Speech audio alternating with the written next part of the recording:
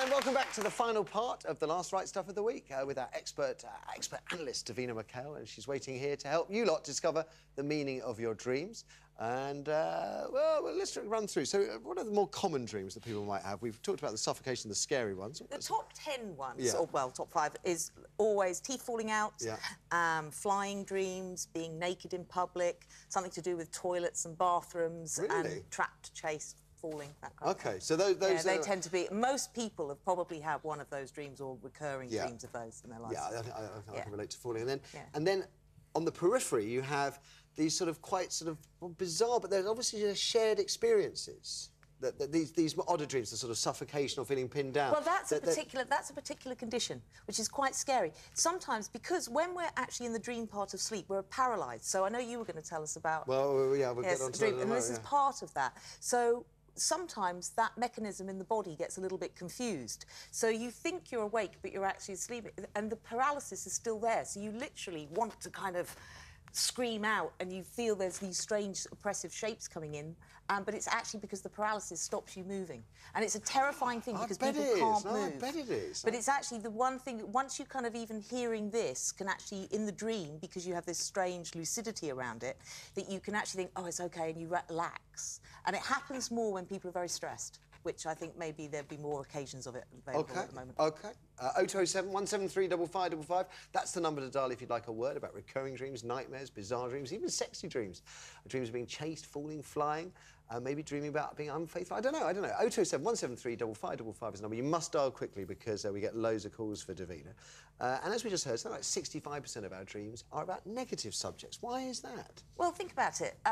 You know, if everything's going fantastic in your life, why would your unconscious need to sort anything out? Unconscious mind really... So dreams are never random acts. They are always your brain... Well, I don't think always. I mean, I don't think you can categorically say always with dreams. It's such a phenomenal subject that's still undergoing research and we're still discovering things all the time. And, you know, human beings and their unconscious are infinitely sort of full of mystery. But if you think mostly and majoritively it's when we're stressed, when difficult things are, our unconscious needs to work that out. It's our psychological processing. OK, so that leads nicely on to this thing that you've alluded to and I've hinted at too. You've probably heard those stories about people... there's a famous story, I think, of someone who murdered his wife while he was asleep. This Christmas holiday, my girlfriend had this big operation, hadn't been very well, all cut across here, and I woke and I'd punched her twice in the stomach. And in my sleep, I was fighting a man. That's all I can remember of it. I don't have any clearer memory of that. But a proper punch. And, I mean, you can imagine what she went through. Absolutely. Now, it's scared the life out of me because it suddenly made me think that those stories about people that, you know, kill in their sleep or whatever, that it's true that it could happen. It could, but it's also extremely rare. It is because when we're in the dreaming part of sleep, we are completely paralysed. Think about it. If we weren't, night times would be full of people running around the streets, murdering, raping, and having sex randomly and all the rest of it, literally acting out their dreams. But sometimes when you're just literally 1 minute between coming out of the REM sleep, the rapid eye movement dream sleep, and going into normal sleep, you suddenly lose the paralysis. So if you're still in the middle of a very violent dream, so we can often wake ourselves up screaming. People do that, so it's like the paralysis suddenly moves and suddenly you fling out. So you break through. Yeah, you break through it, and that's what would happen.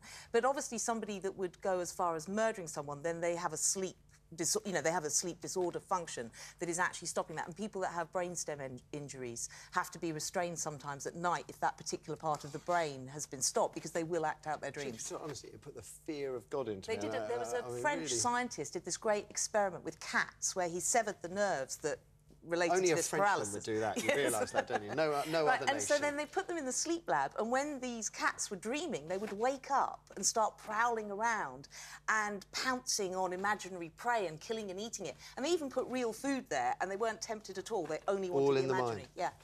But